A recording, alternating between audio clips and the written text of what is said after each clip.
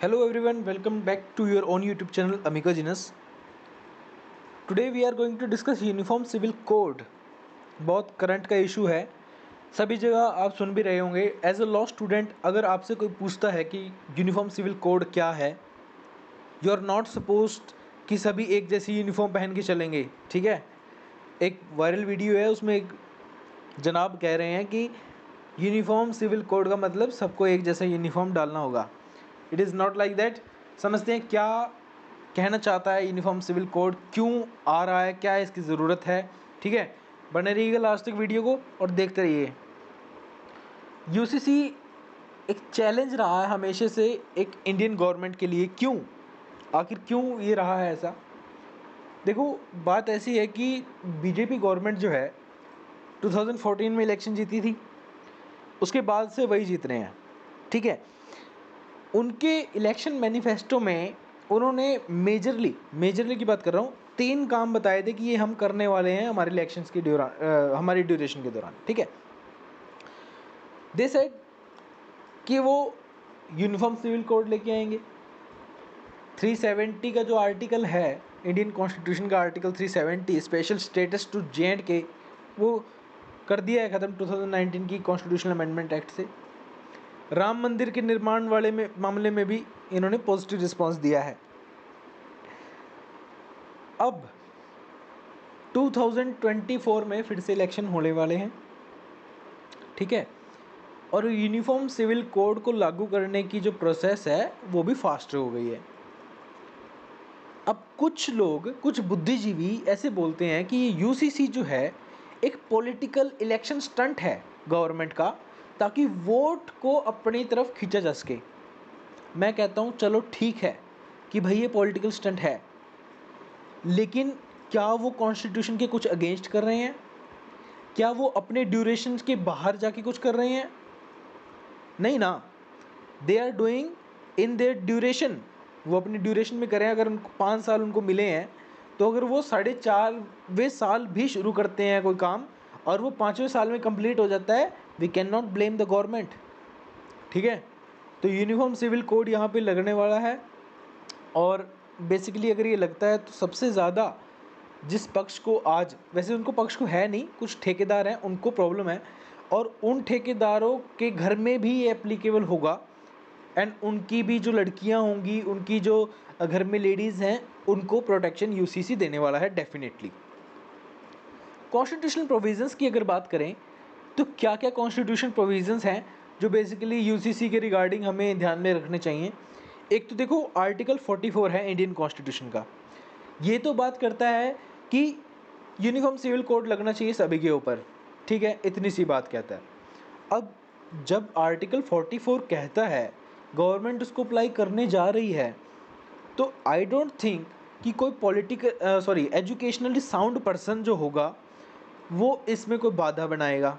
ठीक है, क्यों? क्योंकि कॉन्स्टिट्यूशन क्या है, सुप्रीम है. ठीक है, तो सुप्रीमेसी ऑफ कॉन्स्टिट्यूशन अगर हम देखते हैं, कॉन्स्टिट्यूशन को हमने ही बनाया. हम ही लोग कहते हैं कि आर्टिकल 44 के तहत यूसीसी होना चाहिए, और फिर हम नहीं, कुछ लोग उसमें बाधा डालते हैं. That is not a good thing.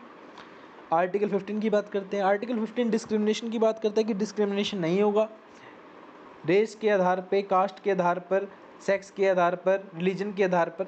ठीक है, तो बेसिकली अगर आप कह रहे हो कि सेक्स के आधार पे आप कोई भी डिस्क्रिमिनेशन नहीं करने वाले हैं, और साथ ही साथ आप पर्सनल लॉज में, मुस्लिम लॉज में कह रहे हो कि तलाक तलाक तलाक से तलाक हो जाता है, और दूसरी साइड हिंदू में उसके पास प्रॉपर्टी का इनहेरिटेंस का राइट नहीं था, अमेंडमेंट से डाला गया, लड़कियों के पास नहीं था, मुस्लिम में था. ठीक है, लेकिन लड़कियों के पास मुस्लिम लॉ में ज़्यादा चॉइस नहीं होती, उनके हस्बैंड 4 शादी कर सकते हैं. तो ये जो डिस्क्रिमिनेशन है, क्या ये फंडामेंटल राइट्स का वॉयलेशन नहीं है? तो इसको टैकल करने के लिए क्या आपको ज़रूरत नहीं पड़ेगी यूसीसी की? तो इसलिए यूसीसी ज़रूरत है. अब लोग जो डिफेंस लेते हैं 29 आर्टिकल का लेते हैं, 25 आर्टिकल का लेते हैं. बेसिकली 25 में तो रिलीजियस प्रैक्टिस की फ्रीडम दी गई है. अब कीजिए, देखो, बेसिकली कोर्ट्स भी कितनी बार ये बात कह चुके हैं कि यूसीसी को अप्लाई करना बहुत ज़्यादा ज़रूरी है, सभी गवर्नमेंट्स को कहते हैं. गवर्नमेंट्स इसलिए नहीं अप्लाई करती क्योंकि उनको लगता है कि हमने यूसीसी को अगर अप्लाई किया तो हमारा कहीं ना कहीं मोस्ट ऑफ द जो मुस्लिम पॉपुलेशन का वोट बैंक है वो ख़राब हो जाएगा। ठीक है, ऐसा क्यों है वो भी मैं आपको क्लियर करता हूँ। देखो, एक बात समझने की है कि एक आदमी है, मुस्लिम लॉ में हम कुरान के वो सब एक्सेप्ट्स भी पढ़ने वाले हैं जो लोग मिस इंटरप्रेट करते हैं। ठीक है, वहाँ पे बताया गया है कि आप 4 शादी कर सकते हो, लेकिन कब कर सकते हो आप? जब आप इतने कैपेबल हो कि आप सबके साथ इक्वलिटी कर सकते हो। अगर आप आपकी एक बेगम के लिए कोई अच्छी सी चीज़ खाने की या पहनने की या कोई लग्जरी आइटम लेके आ रहे हैं, तो बाकी जो 3 आपकी बेगम हैं उनके लिए भी आप इक्वलिटी कर सकते हो, उनके लिए भी साथ सेम चीज़ लेके आ सकते हो अगर, तो आप कर लीजिए। अब लोगों को ये बात तो समझ आती नहीं है कि उसने किस पर्सपेक्टिव से कहा है, बस उनको इम्प्लाई करने की ज़रूरत है, वो बस अप्लाई करते हैं उसको किसी भी मैनर में।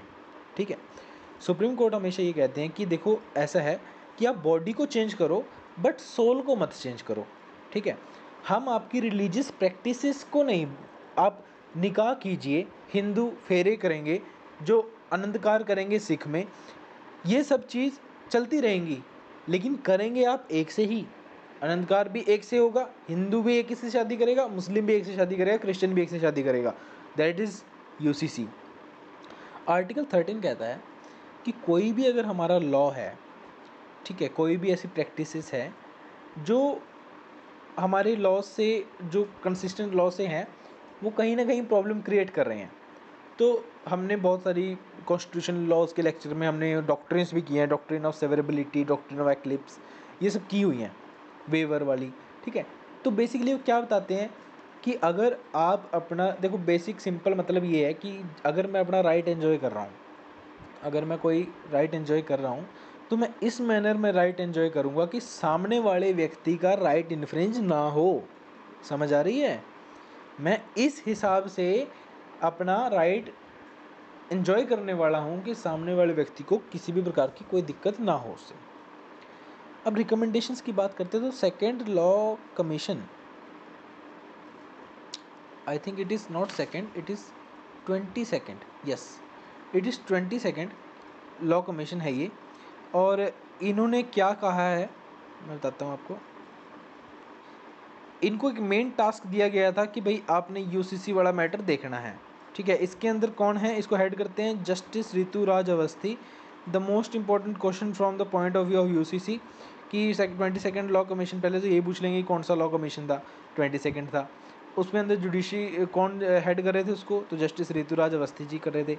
ठीक है, इन्होंने बताया कि 8.5 लाख रिकमेंडेशंस तो आ चुके हैं जब मैं वीडियो बना रहा हूँ उससे पहले तक। ठीक है, रिलीजियस इंस्टीट्यूशन से इन्होंने मांगे थे रिकमेंडेशंस, वो आ चुके हैं और भी बहुत आने लग रहे हैं अभी। ठीक है, तो बेसिकली मेन कंपोनेंट्स क्या हैं यूसीसी की, देखो बेसिकली जो हिंदूज़ हैं इसके अंदर हम, आपको पता है जब आप हिंदू लॉ पढ़ते हैं तो आपको इतनी बात क्लियर हो जाती है कि आप इसके अंदर सिर्फ हिंदूज़ को नहीं लेके चलते हो। हिंदूज़ कंसिस्ट ऑफ बुद्धिस्ट को भी मानते हैं, जैन को भी मानते हैं और सिख को भी इसी के अंदर कवर किया जाता है।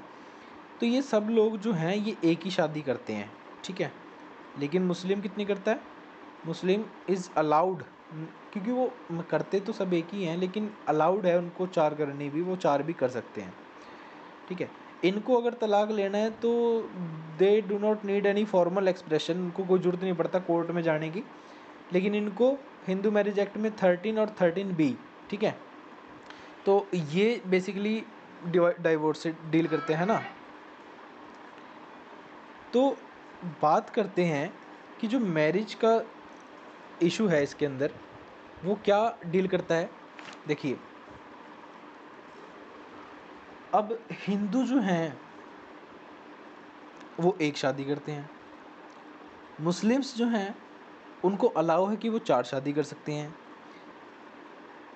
क्योंकि जनरली स्पीकिंग, बहुत हार्डली बोल रहा हूँ, कि जो भी इंसान 4 शादी की तरफ अपना रुझान रखते हैं, ठीक है, they are simply using ladies ladies का वो यूज़ करते हैं, ठीक है।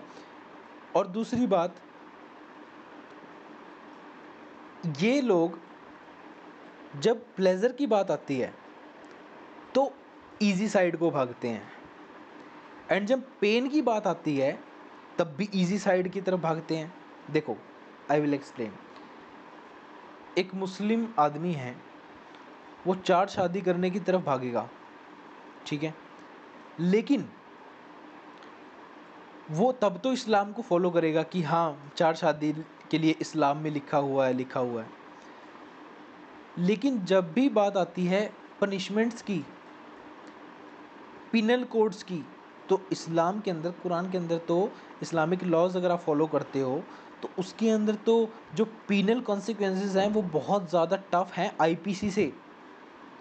आईपीसी में तो आपको रिगरस या सिंपल इम्प्रिजनमेंट मिलती है, वहाँ पे तो आपके हाथ काटे जाते हैं अगर चोरी करता है कोई, पत्थर से मारा जाता है, कोड़ों से मारा जाता है। तब कोई क्यों नहीं कहता कि हमें इस्लाम ही फॉलो करना है? समझ आ रही है ये बात? समझ आ रही है? हाँ, तो ये चीज़ें हैं। तो अगर आप उस चीज़ में जब आपको कोड़े पड़ने वाले होते हैं तब आप कहते हो कि नहीं नहीं नहीं, Indian penal code is the best code, और जब आपको प्लेजर लेना है तब आप कहते हो कि नहीं, Islam is the best code. We are not criticising anyone, लेकिन देखो, ये तो नहीं हो सकता ना कि आप एक साइड के लिए आप सेफ साइड भाग जाएं, नहीं हो सकता ना। अगर आप फॉलो कर रहे हैं तो डाई हार्डली इस्लाम को फॉलो कीजिए। जब आईपीसी लागू हुई तब मुस्लिम्स ने क्यों नहीं कहा कि हम तो इस्लाम लॉ फॉलो करेंगे, अगर हम चोरी करेंगे तो हमारे हाथ काट देने चाहिए, चौराहे पे खड़े होकर फांसी दे दो, ये सब लॉस क्यों नहीं माने गए तब? तो बेसिकली ये जो समझ आया होगा आपको कंसेप्ट, है ना। इसके बाद जो मेजर पार्ट आता है वो आता है डाइवोर्स का। अब मैंने आपको बताया कि डाइवोर्स में इनके पास देखो, एक तो ये था कि भाई इंस्टेंटली बोला तलाक तलाक तलाक, ये तो ख़त्म हो गया, ट्रिपल तलाक, है ना। एक होता है तलाक आज बोला, एक 2 महीने की अवधि बाद बोला, फिर थोड़े टाइम बाद फिर बोला, जब 3 बार बोला तो तलाक हो जाएगा, ये डाइवोर्स हो गया, ठीक है, ये डाइवोर्स हो जाएगा, ठीक है। इसके बाद और भी कई टाइप्स के डाइवोर्स हैं इसके अंदर, तो इनको कोर्ट को अप्रोच करने की ज़रूरत ही नहीं पड़ती डाइवोर्स के लिए। हिंदूज लॉज में अगर देखा जाए तो अगर आपको डाइवोर्स लेना है तो कुछ स्पेसिफिक ग्राउंड्स हैं, आप उन्हीं के ऊपर डाइवोर्स ले सकते हो, ठीक है। सेक्शन 13 के अंदर आप डाइवोर्स ले सकते हो। अगर आपको म्यूचुअल कंसेंट से लेना है तो सेक्शन 13B में ले सकते हो, ठीक है। रही बात विल की, विल होती है वसीयत, ठीक है, वसीयत। अब एक चीज़ समझो, एक बच्चा है जो अभी मदर के वुम्ब में है, ठीक है, अभी गर्भ में है, उसके फादर की डेथ हो जाती है, कैसी भी लगा लो डेथ होगी, उसके जो दादा की जो प्रॉपर्टी है उसमें उस बच्चे का राइट हो जाता है। समझ आ रहे हो? ठीक है। दूसरी बात, ये हिंदू लॉज की बात है। मुस्लिम लॉ में अगर ऐसा हो जाए, सेम कंडीशन है, तो दादा की मर्ज़ी है वो बच्चे को दे या ना दे, ठीक है। तो यहाँ पे बच्चे के राइट्स भी हैं, अगर यूसीसी आ जाता है तो उस बच्चे को भी राइट्स मिल जाएंगे। तो बुरी बात है क्या अगर उस बच्चे को राइट्स मिल जाएंगे? बताओ, आप लोग बताओ सोच के, बुरी बात है अगर उस बच्चे को राइट्स मिल जाएंगे? नहीं ना। अब उसका फादर नहीं है, उसको अगर कुछ 2 पैसे की कुछ प्रॉपर्टी अगर उसके नाम हो जाती है, अगर उसको कुछ मिल जाती है, तो आई डोंट थिंक कि ये कोई बुरी चीज़ होगी, ओके। रही बात अडॉप्शन की, अडॉप्शन में आपको पता है कि भाई 21 ईयर्स का एज गैप रहना चाहिए, है ना। अब एडॉप्शन का कोई कंसेप्ट मुस्लिम लॉ में है ही नहीं, वो रिकॉग्नाइज नहीं करता इसको। लेकिन Hindu marriage and adoption act के अंदर, Hindu maintenance and adoption act के अंदर ये प्रॉपर चीज़ें बताई गई हैं, प्रॉपर प्रोसीजर बताया गया है एडॉप्शन के लिए, ठीक है। तो बेसिकली देखो, खामियां दोनों तरफ हैं। सिर्फ मैं ये नहीं कह सकता कि हिंदू लॉ जो है वो परफेक्ट है, नहीं। Hindu law time to time amendment करता है। क्या ये अमेंडमेंट नहीं हुई? लड़कियों को देखो, इस्लाम की अच्छी बात बताता हूँ, मुस्लिम लॉ में लड़कियों को प्रॉपर्टी में इनहेरिटेंस का राइट है, ठीक है, हिंदूज़ में नहीं था, अमेंडमेंट के दौरान दिया गया करके, ठीक है। तो बेसिकली ये जब चीज़ें हैं तो हमें ये चीज़ें अडॉप्ट कर लेनी चाहिए। लॉ जो है वो एक स्टैटिक चीज़ नहीं है, रुका हुआ चीज़ नहीं है वो। अगर आप सोसाइटी को डेवलप करना चाहते हैं तो law is always dynamic, change होता रहना चाहिए, ठीक है। कभी भी लॉ एक स्टैटिक नहीं रह सकता, कभी भी लॉ को चेंज होना पड़ेगा जैसे सोसाइटी की नीड्स होंगी। अब सोसाइटी हर जगह से मॉडर्नाइजेशन को ऑप्ट कर रही है, लेकिन अपने लॉज के मामले में, रिचुअल्स के मामले में पीछे ही पड़ी है। ठीक है, आप आपकी सभ्यता को मत छोड़ो, आप आपकी जो सोल है उसको मत छोड़ो, लेकिन जो इक्वेलिटी के बेसिस पे जो लॉज हैं उनको तो फॉलो करो। ठीक है, अब देखो दिक्कत क्या आने वाली है इस बिल को। प्राइम मिनिस्टर नरेंद्र मोदी की जो गवर्नमेंट है उसको बिल पास कराने में एक प्रॉब्लम आने वाली है। देखो बिल कहाँ पास होता है, मनी बिल ना हो, मनी बिल हमेशा लोकसभा में होता है, मनी बिल को छोड़ के कोई भी हाउस में हम ये क्या कर सकते हैं, प्रेजेंट कर सकते हैं बिल को। ठीक है, राज्यसभा में या लोकसभा में। राज्यसभा में टोटल सीट 245 है, अभी कितनी ऑक्युपाइड है, 237। ओके, अगर अभी इस हिसाब से हम देखें तो कितनी सीट मेजोरिटी की चाहिए होगी गवर्नमेंट को, ये चाहिए हमें, गवर्नमेंट को चाहिए 119। ओके, 119 का क्या मतलब है कि कितनी चाहिएगी, 119 मेंबर्स चाहिए इसमें। ठीक है, to vote in favour of this bill. BJP is currently having 92 seats, 92 seats उनके पास राज्यसभा में बहुमत की हैं। अगर वो अपना पूरा जोर लगा लेते हैं, एफर्ट्स लगा लेते हैं, तो 109 तक वो पहुंच जाएंगे। दिक्कत आएगी 10 मेंबर्स की। 10 मेंबर ऐसे हैं जो आम आदमी पार्टी के हैं। ठीक है, और एक आ जाएगा वो YSR और BJD, ये 2 पार्टीज रह जाती हैं। तो इसके अंदर एक क्ल्यू है, आम आदमी पार्टी के जो CM हैं दिल्ली से, अरविंद केजरीवाल जी, उन्होंने एक क्लू दिया है कि हम UCC के मामले में बीजेपी को सपोर्ट करने वाले हैं।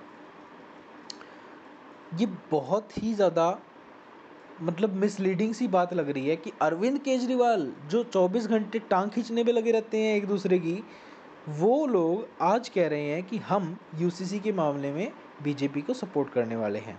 ओके, या तो ऐसा है कि इनको पता है कि भाई UCC आने ही वाला है, आप इनको सपोर्ट करके और अपनी भी थोड़ी इमेज सुधार लियो, हो सकता है। लेकिन अगर ये करते हैं तो आई विल डेफिनेटली से कि बहुत अच्छा स्टेप ये करने जा रहे हैं अगर ये करते हैं तो।